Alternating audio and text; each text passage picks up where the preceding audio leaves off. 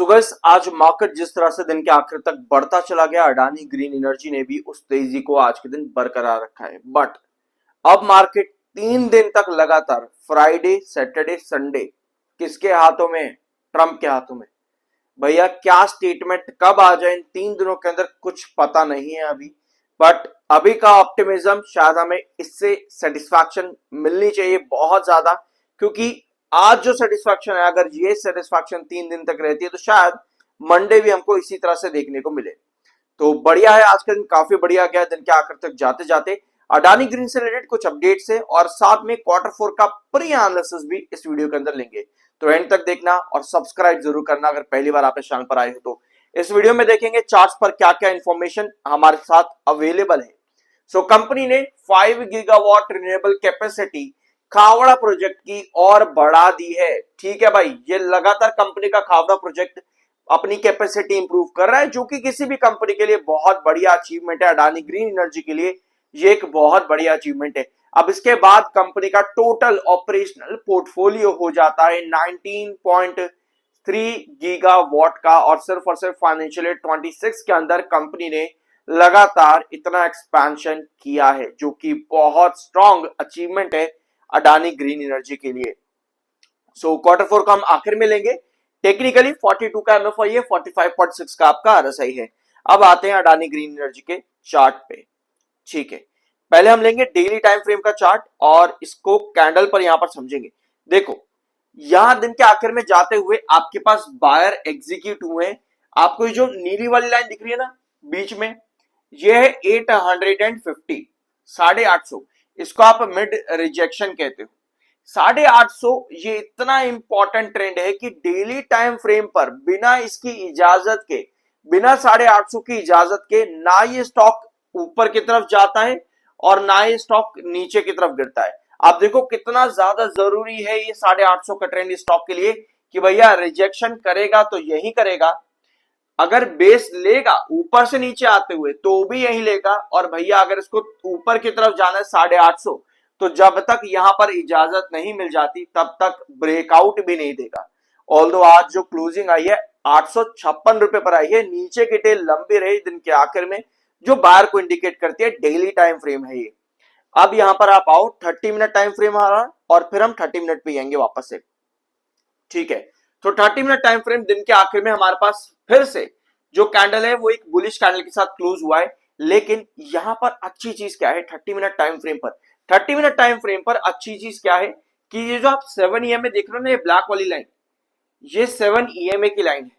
7 EMA की line के ऊपर जैसे ही ये स्टॉक गया है ना, ग्रीन को भी क्रॉस कर दिया, यानी कि 21 को भी क्रॉस कर दिया। जैसे ही 21 को क्रॉस किया 850 भी क्रॉस हो गया। अब 30 मिनट टाइम फ्रेम के अंदर आपका 200 EMA 855 पर है और आपकी क्लोजिंग आई है 854 पे।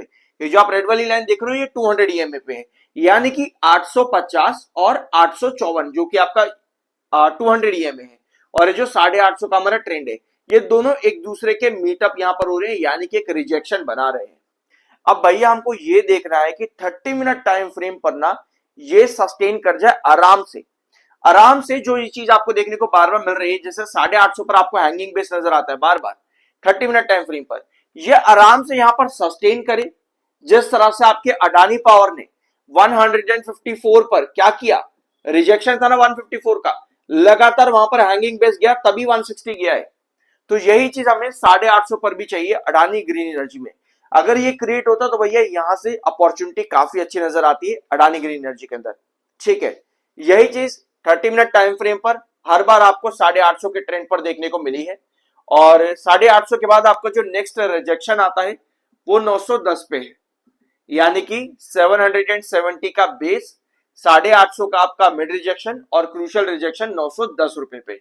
तो ये शॉर्ट टर्म ट्रेंड्स है आपके अडानी ग्रीन एनर्जी में। जब बात आती है लॉन्ग टर्म की, तो लॉन्ग टर्म में आपको नजर होनी चाहिए कंपनी के रिजल्ट्स पर, कंपनी के फंडामेंटल्स, कंपनी के फाइनेंशियल्स, कंपनी जो ग्रोथ कर रही है उन सभी पॉइंट्स के ऊपर। शॉर्ट टर्म में आपकी वॉलेटिलिटी मिलती है टेक्निकल्स पर, न्यूज क्या चल रही है उसके ऊपर, मार्केट कैसा परफॉर्म कर रहा है उस पर भी शॉर्ट टर्म में। लॉन्ग टर्म में कंपनी का ग्रोथ मैटर करता है। तो आप देखते हैं Q4 में कंपनी क्या ग्रोथ दे सकती है।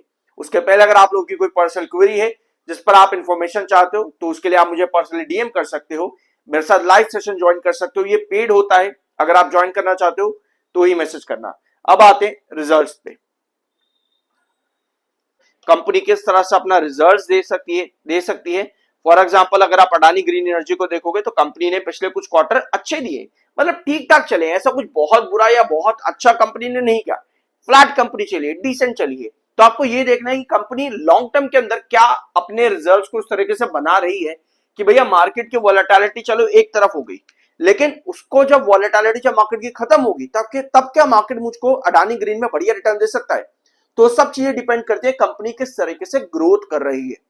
ठीक है, अब जब मार्च का क्वार्टर आएगा तो कंपनी को 21% का ग्रोथ चाहिए, मतलब कि पिछले साल के कंपैरिजन में। ठीक है, क्योंकि पिछले साल कंपनी ने 21% दिया था, तो इस बार कंपनी ने दिया दिसंबर में 11% का, यानी कि आपको इस बार मार्च का जब रिजल्ट आएगा ना, रेवेन्यू आएगा, तो यहां पे 3073 करोड़ के रेवेन्यू पर 11% का जंप चाहिए। मतलब 11% कितना हो जाएगा, लगभग आप यहां पर लगाओ 3400 करोड़ के आसपास का, इतना लगभग कंपनी को रेवेन्यू लेकर के आना है, ताकि कंपनी फंडामेंटली स्ट्रांग हो सके और जब ये पूरी मार्केट की वॉलेटिलिटी खत्म होना तब आपको वो रिटर्न्स मिल सके। वरना कई कंपनीज ऐसी होती है जब मार्केट वॉलेटाइल तो रही है तब तो गिर रही है, लेकिन जब मार्केट सही भी हो जाता ना तब भी गिर रहे होते, वो रिटर्न्स वापस नहीं मिलते। ऐसे बहुत से एग्जाम्पल पड़े हैं आपके पास मार्केट के अंदर। आई होप कि मुझे उनके नाम लेने की जरूरत नहीं है, मैंने कई सारे एग्जाम्पल्स के ऊपर वीडियोस भी अपलोड कर रखे मेरे चैनल पर ही। ठीक है, तो ये था आज का इनका वीडियो अडानी ग्रीन एनर्जी से रिलेटेड। आई होप कि यहाँ पर आपको कुछ नया जानने को मिला होगा। एक प्यारा सा सब्सक्राइब जरूर करते जाना। मिलता अगले वीडियो में।